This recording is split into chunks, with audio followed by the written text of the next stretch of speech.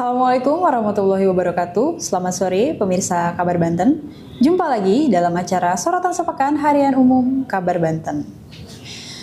Arah koalisi partai politik atau parpol pada pemilihan Gubernur Banten tahun 2024 terkesan masih bias. Hingga saat ini, belum ada satupun koalisi yang resmi terbentuk.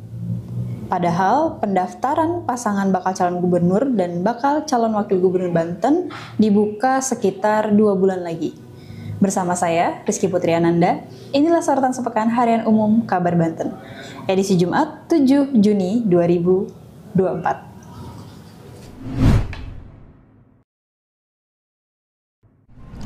Proses penjaringan bakal calon gubernur Banten di sejumlah partai politik sudah mendekati tahap akhir, yakni survei dan fit and proper test. Beberapa partai di tingkat pusat juga bahkan sudah mengeluarkan rekomendasi untuk bakal calon gubernur Banten. Namun, sepertinya hal tersebut belum cukup menjadi pertimbangan para parpol untuk mengunci koalisi. Kira-kira parpol nunggu apa lagi ya untuk memutuskan berkoalisi? Padahal sebentar lagi pencalonan semakin mendekat. Untuk membahas yang lebih lanjut, saat ini sudah duduk bersama saya salah satu wartawan wilayah Provinsi Banten, Irfan Muntaha, yang akan memberikan penjelasan dan intens melakukan peliputan tentang ini ya, calon pilgub. Baik, selamat sore Irfan. Selamat sore Rizky, selamat sore Sobat Kabar Banten. Sehat-sehat ya? Ya, sehat alhamdulillah. Irfan, sejak beberapa waktu lalu, bahkan sejak awal tahun 2024, itu banyak partai politik atau parpol, bahkan sejumlah bakal calon itu sudah mulai menunjukkan eksistensinya gitu dengan memasang berbagai spanduk atau baliho di setiap sudut kota di wilayah Provinsi Banten. Nah, ini kenapa koalisi ini belum juga terlihat dan nampaknya masih sangat bias ini, Irfan? Publik sepertinya sudah tidak sabar menunggu ini ya, arah koalisi partai politik di Pilgub Provinsi Banten ini. Iya, Rizky, sebagaimana yang sudah disampaikan tadi ya, memang hingga hari ini Jumat 7 Juni 2024 belum ada satupun partai politik yang memang memberikan sikap konkret begitu ya, koalisi dengan siapa di pemilihan gubernur Provinsi Banten di tahun 2024 ini begitu. Padahal seperti yang kita ketahui, Komisi Pemilihan Umum itu kan mengagendakan Agustus 2024 itu sudah masuk tahap pendaftaran ya, pasangan calon gubernur Provinsi Banten. Tetapi yang menjadi pertanyaan, kenapa sampai saat ini 2 bulan jelang pendaftaran begitu ya, belum ada satupun partai politik yang menyatakan sikap sudah berkoalisi dengan partai A dan atau partai yang lainnya begitu ya. Nah, memang dinamika yang sudah berjalan, yang kita lihat eksistensi partai politik memang sejak 1 tahun ini sudah bergebu-gebu begitu ya. Tidak hanya memasang alat peraga kampanye di berbagai sudut kota, tetapi juga muncul beberapa nama yang kemungkinan itu akan diusung oleh partai politik kan begitu, sebagaimana yang tadi Rizky sampaikan begitu. Nah, ini sangat berlarut begitu ya, sangat berlarut panjang hingga sampai finish akan dilaksanakannya pendaftaran calon gubernur. Tak ada satupun partai politik yang sudah konkret berkoalisi. Ini nampak kontras begitu ya. Kita kalau harus belajar dengan tahun politik ketika pemilihan gubernur di tahun 2017 begitu, di mana 1 tahun pada saat itu tahun 2016, 1 tahun sebelum pelaksanaan Pilgub Provinsi Banten, PKS dan Gerindra itu sudah menyatakan sikap bahwa mereka berkoalisi. Nah, pada saat itu kan PKS punya 8 kursi ya, DPRD Provinsi Banten, dan juga Gerindra itu 10 kursi. Jadi dengan 2 partai politik itu mereka sudah cukup memenuhi syarat untuk bisa mengusung pasangan calon gubernur Provinsi Banten. Pada saat itu 2 partai inilah sudah menyatakan berkoalisi. Nah, kalau di tahun pemilu 2024 ini justru menjelang 2 bulan pendaftaran belum terlihat gitu Rizky. Belum nampak ya? Iya, belum nampak partai yang akan partai yang koalisi begitu di dalam pemilihan gubernur Banten ini. Justru memang star yang lebih kuat adalah muncul sosok-sosok baru di dalam Pilgub ini setelah memang pelaksanaan pemilu kemarin begitu ya, di mana seperti yang kita ketahui ada beberapa sosok yang muncul itu mereka yang memang tidak beruntung ya di dalam pemilihan legislatif 2024 dan kemudian meloncat maju untuk menjadi calon gubernur Provinsi Banten. Itu peristiwa-peristiwa berbeda lah ya di antara peristiwa tahun 2017 lalu dengan tahun 2024 ini, Rizky, begitu. Padahal sebelumnya Irfan itu sempat ramai, sempat ramai dan sempat menjadi perbincangan juga bahwa Golkar akan berkoalisi dengan Gerindra. Dengan Gerindra begitu. Bahkan disusul dengan di daerah-daerah kabupaten kota lainnya. Betul. Di Provinsi Banten. Koalisi linier disebutnya. Ya. Nah, ini apa alasannya Irfan? Apakah ada parpol yang menyebutkan jika saat ini belum bisa menentukan koalisi mereka dengan parpol mana? Iya, sebagaimana yang kita ketahui memang antara partai Golkar dengan partai Gerindra ini adalah dua partai yang pertama kali menunjukkan kepada publik bahwa mereka akan berkoalisi dan itu dibuktikan dengan pertemuan elit partai politik dua partai ini kepengurusan di tingkat provinsi Banten bertemu begitu ya. Tentu sebagaimana yang sudah kita himpun informasinya ya, kedua partai ini membahas terkait dengan pemilihan gubernur provinsi Banten. Nah, kemudian muncullah asumsi publik bahwa kalau kemudian dua partai politik ini bergabung dan menyatakan sikap berkoalisi, ini kan sudah mengunci sebenarnya, Rizky. Artinya mengunci itu sudah cukup syarat jumlah kursi anggota DPRD Provinsi Banten untuk bisa mengusung pasangan calon gubernur Provinsi Banten, di mana kita ketahui hasil pemilu 2024 itu kan Partai Golkar meraih kursi terbanyak di DPRD Provinsi Banten di pemilu 2024 itu sebanyak 14 kursi. Kemudian begitu pun dengan Partai Gerindra. Jadi kalau kita harus mempresentasikan hitungan syarat jumlah dukungan dari presentasi jumlah kursi itu sudah memenuhi syarat dua partai ini. Jadi seharusnya kalau kemudian ini benar-benar terjadi berkoalisi begitu ya, ini sudah mengunci, tinggal bagaimana menunggu inisiatif atau partai lain untuk bergabung di dua partai ini. Tapi memang pada nyatanya masih bias, Rizky. Jadi ternyata pertemuan itu tidak hanya dilakukan oleh antara Partai Gerindra dengan Golkar, tapi Golkar juga bertemu dengan Demokrat dan disusul dengan beberapa parpol yang lainnya begitu, hingga pada akhirnya belum ada kesimpulan sesungguhnya siapa Golkar ini berkoalisi dengan siapa gitu, karena bukti nyata ataupun pernyataan membenarkan koalisi memang belum ada begitu ya. Makanya kita sebut bahwa koalisi di Pilgub Provinsi Banten ini masih bias, masih belum jelas siapa dengan siapanya begitu, Rizky. Irfan, apa ini juga ada hubungannya dengan menentukan pasangan wakil gubernur Banten? Betul. Karena kan mengingat Golkar juga sudah melakukan safari politik ya di berbagai parpol. Betul. Kalau Golkar memang kan lebih menyiapkan kadernya itu dari jauh-jauh hari. Sebagaimana yang kita ketahui, yang disiapkan itu kan Bu Airin Rahmidiani begitu ya. Betul. Makanya Golkar dia tidak mengikuti tahapan dinamika Pilgub ini seperti halnya partai-partai yang lain. Seperti yang mana yang kita ketahui, partai yang lain itu kan membuka penjaringan bakal calon kepala daerah begitu ya, dalam hal ini gubernur dan wakil gubernur Banten. Nah, itu salah satu mungkin salah satu yang hambat yang kemudian ini perjalanannya semakin panjang begitu ya. Ya, partai politik hingga saat ini belum juga menentukan koalisi karena sebagaimana yang kita ketahui mulai dari PDIP, kemudian Partai Amanat Nasional, PKB, PSI, P3, kemudian dan sejumlah partai lainnya yang mendapatkan kursi di pemilu 2024 itu kan membuka penjaringan kepala daerah.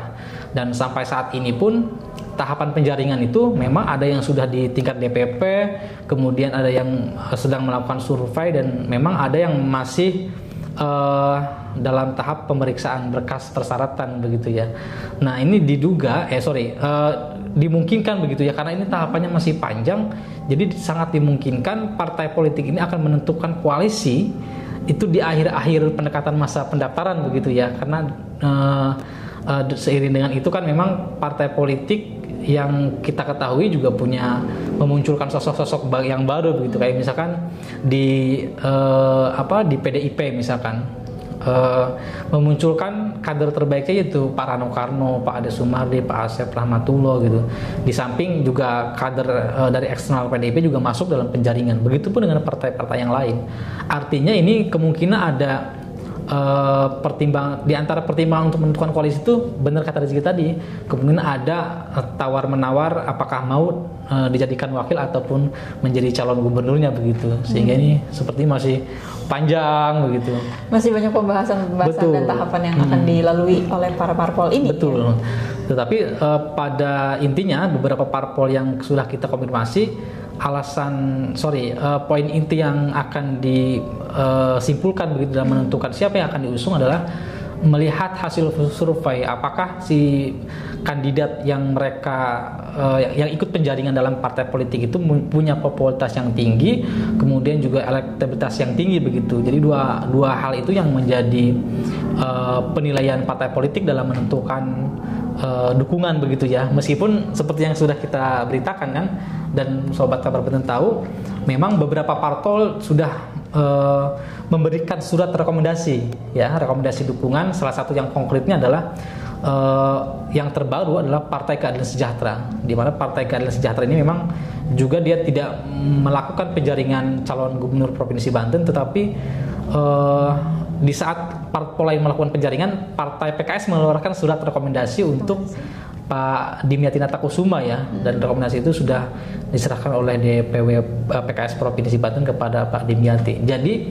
kesimpulannya sekarang kalau bicara sosok, hanya dua sosok lah yang memang lebih siap dibandingkan yang lain begitu ya, karena dia sudah punya modal. Pak Dimyati misalkan punya PKS yang sudah merekomendasikan dirinya, dan PKS itu punya 13 kursi di DPRD Provinsi Banten.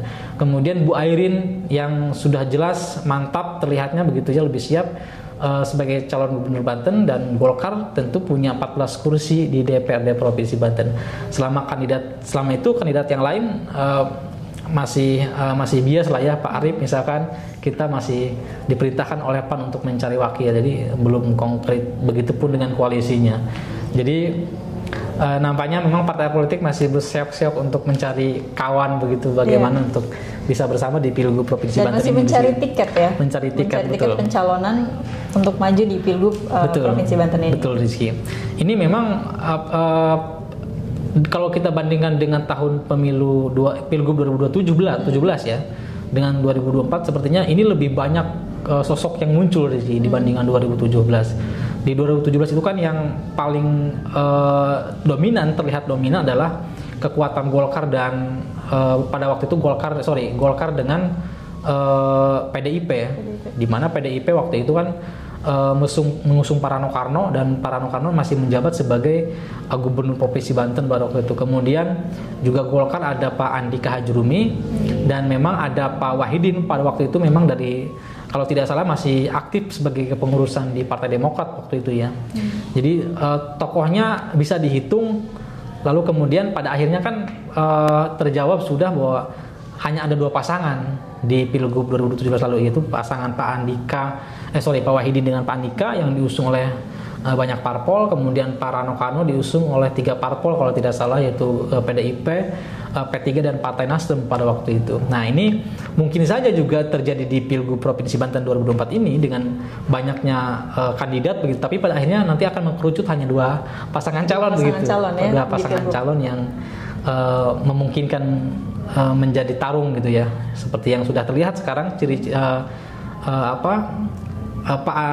Bu Airin dari Golkar yang sudah jelas didukung oleh Golkar, dan kemudian Pak Dimyati didukung oleh PKS yang memang sama-sama juga punya modal politik yang jelas begitu. Dan itu cuma beda tipis ya. Beda tipis gitu. Tinggal nanti Golkar ini merapat dengan siapa, PKS dengan siapa, dan itu kalau kemungkinan terjadi maka potensinya sebagaimana yang sudah disampaikan para pengamat, ini hanya akan ada 2 atau 3 pasangan calon gubernur Provinsi Banten, Rizky.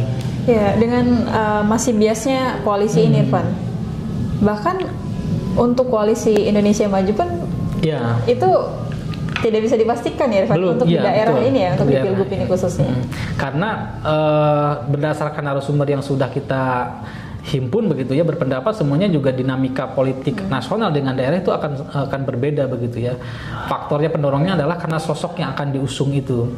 Misalkan taruhlah kita sekarang Pilgub Provinsi Banten ini memang tidak bisa dihilangkan dari jejak Pilpres kemarin ya, di mana Pilpres kemarin itu kan juga masih menghangat begitu, baru beberapa bulan yang lalu gitu, sehingga memang wajar saja kalau asumsi publik kemudian menyimpulkan bahwa koalisi Pilpres dimungkinkan juga akan terjadi di Pilgub Provinsi Banten. Tetapi kemudian statement terbaru dari Ketua DPD Partai Golkar Provinsi Banten, Ibu Hajaratu Tatu Hasanah, kan menyatakan bahwa di Pilgub Banten ini Golkar tidak hanya melihat soal koalisi di Kim, tapi semua parpol akan berpotensi bisa bergabung dengan kita. Jadi tidak ada koalisi Kim di Pilgub Banten ini. Artinya kan ini mempresentasikan bahwa memang Golkar yang sudah jelas punya sosok calon gubernurnya begitu ya, tidak menutup ruang bagi partai yang lain untuk bisa mengusung Ibu Airin di Pilgub Provinsi Banten. Begitupun dengan partai-partai yang lain kan begitu. Kita tinggal lihat saja apakah memang benar ada Kim itu memang kembali bergabung di Pilgub Banten atau memang justru pecah begitu menjadi partai yang tidak lagi yang tidak lagi bersatu di Pilkada 2024 ini di Provinsi Banten. Irfan, ini juga pengaruh nggak dari di daerahnya, koalisi di daerah? Karena di daerah pun belum ada yang menunjukkan kalau parpol ini berkoalisi dengan parpol ini.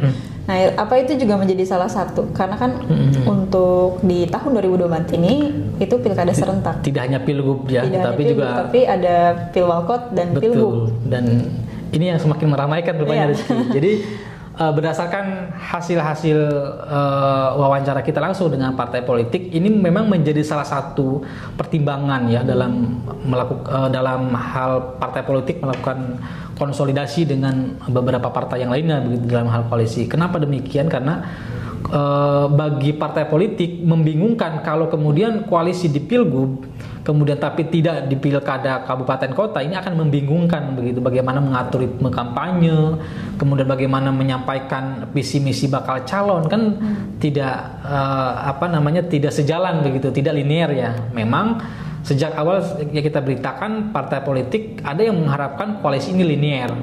Salah satunya misalkan kita sebut ketika perbincangan saya dengan sekretaris DPD PDI Perjuangan Provinsi Banten Bapak Asep Rahmatullah mengatakan bagaimana kita bisa berkoalisi di Pilgub Banten kalau kemudian di pilkada kabupaten kota tidak koalisi yang sama, karena ini bicara soal pilkada, dia bilang bicara soal visi misi kepala daerah, bagaimana kita bisa menyampaikan visi misi ini secara menyeluruh begitu sih.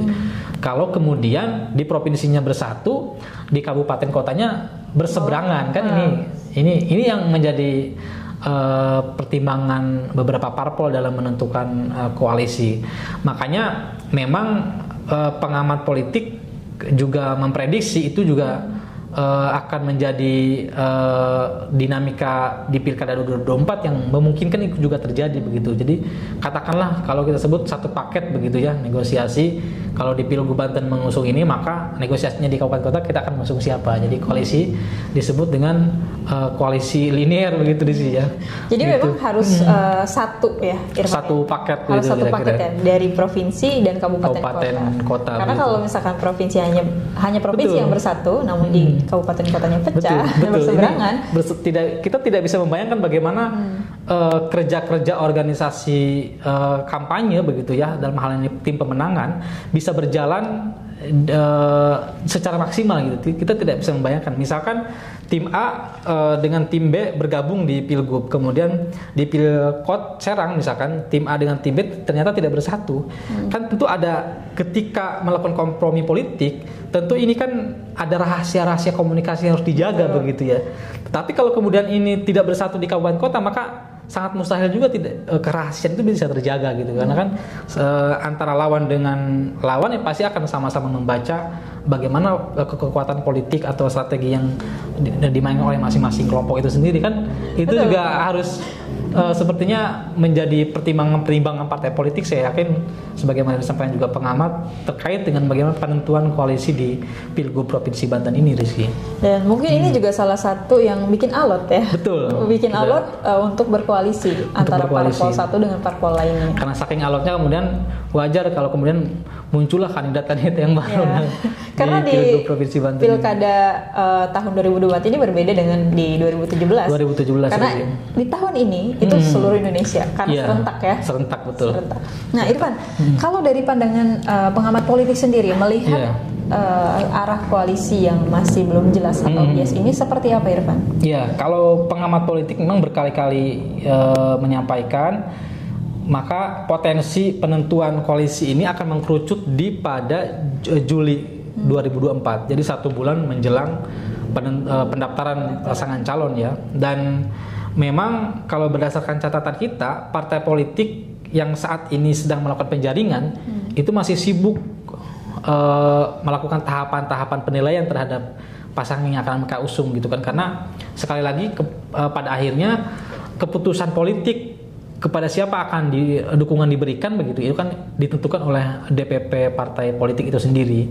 Jadi daerah memang kalau yang harus kita lihat hanya pelaksana teknis untuk memberikan penilaian dan keputusan rekomendasi akan ada di DPP. Nah ini kan tahapannya memang agak panjang begitu ya, sehingga para pengamat pun menilai paling partai politik ini akan memberikan penjelasan dan akan baru terlihat koalisi dengan siapa, pasangan dengan siapa itu di Juli 2024. Dan memang setelah kita konfirmasi, ya beberapa partai politik membetulkan itu bahwa mereka saat ini masih konsen memberikan penilaian dan kemungkinan Juli itu akan baru memutuskan kepada siapa rekomendasi dukungan ini akan diberikan.